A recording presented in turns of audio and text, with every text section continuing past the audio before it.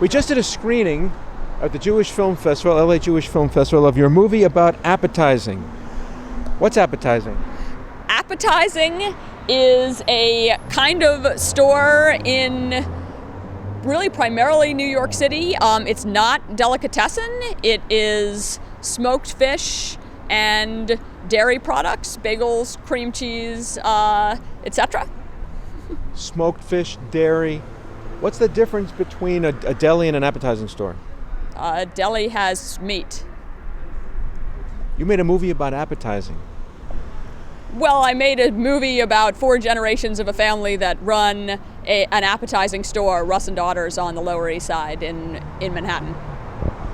How important is smoked fish in Jewish culture?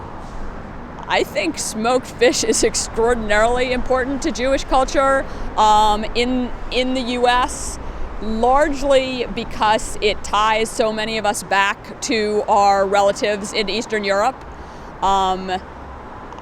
Like so many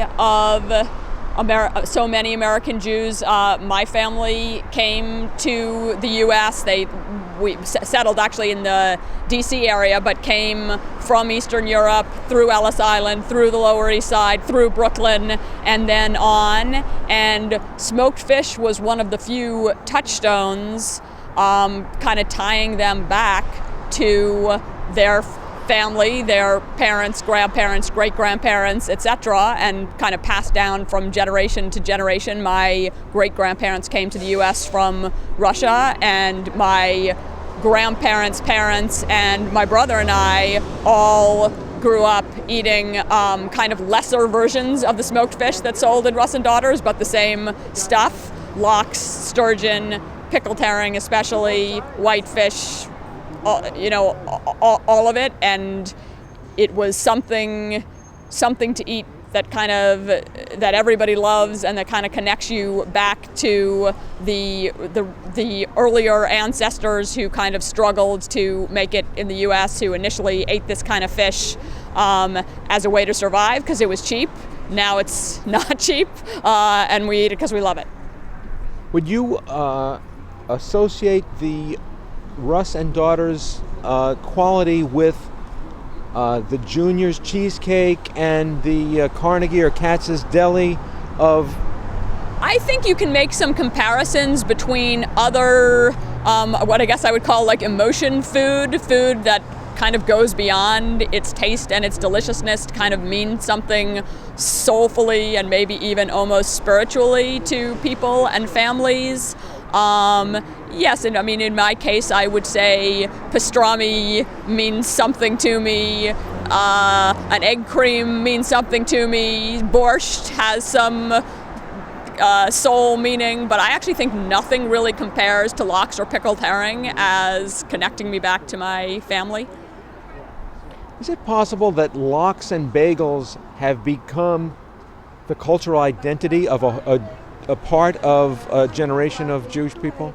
I think absolutely. Lox, bagels, pickled herring, smoked fish, and other what we're calling appetizing foods are a cultural reference for people of my generation and younger. As various parts of the culture fall away, as some of the religious practices might fall away over the generations, as people in some cases intermarry, there's a lot that gets kind of maybe sanded down and assimilated, but like the fish is the fish. And a good whitefish speaks. A good whitefish still has deep meaning, pretty much what other. Now, I don't want to say, I mean, in my case, certainly my family assimilated in many ways. I'm still a practicing Jewish person, so it's not like lox is the only thing tying me to my Jewishness, but it's really one of the main things. Where can you get a good bialy in California? I do not know where you can get a good bialy in California. I do not know where you can get good lox, and I do not believe you can get smoked fish anywhere outside of New York City that's of the same quality that you can get at Russ and Daughters. I think that has to do with sort of the economics of smokehouses. I don't think that the smokehouses exist like what exists in the city where Russ and Daughters and some of the other appetizing places and smoked fish places are getting their product from. So, but I'm sure there's a good bialy here, but I just don't know where it is. I don't even try to eat Jewishy food outside of New York. I think it's a setup for disappointment, I'm afraid to say. And maybe that's mean to say to a Californian, but like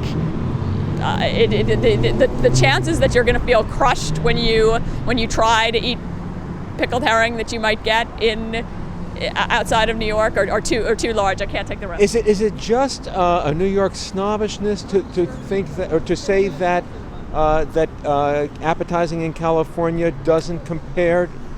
I don't think so. I literally, you'd have to check for me on this, but I literally think that the smokehouses that smoke and provide fresh fish immediately don't exist in California. So if you were going to get fresh smoked lox here, it would have to be shipped out. And I think the economics don't allow stores to open that are going to sell fresh smoked fish that was just smoked that day. I think New York is where you can get that. Could be wrong, but I think that's how it works.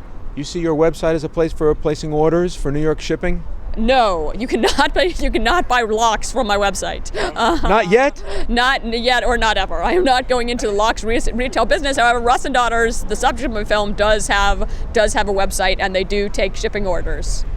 I will say that it ain't cheap. But do they have a link to your site, or you have a link to their site? I do have a link to their site on my site, yes.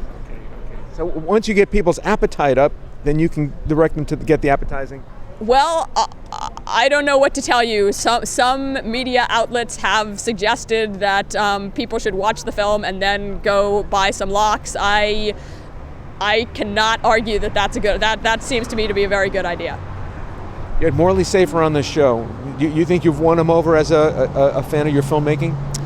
I certainly hope that I've won Morley Safer over. Actually, he was a delightful guy, and I felt that I had won him over by the time I had scooped the pickled herring out of the container and put it on a plate in front of him. I feel like we were already good friends with his wife as well, actually. Where can the Sturgeon Queens be seen in California? There's going to be other opportunities to see the Sturgeon Queens in California. It's going to be playing at the Skirball Center in LA on June 29th. It's going to be playing at some other festivals as well that will be announced later this summer. Also, if you keep checking the website, thesturgeonqueens.com, there's both a place to pre-order DVDs, and there's going to be listings of PBS airings that are going to come up later in 2014. Will the DVD have a bagel on the label?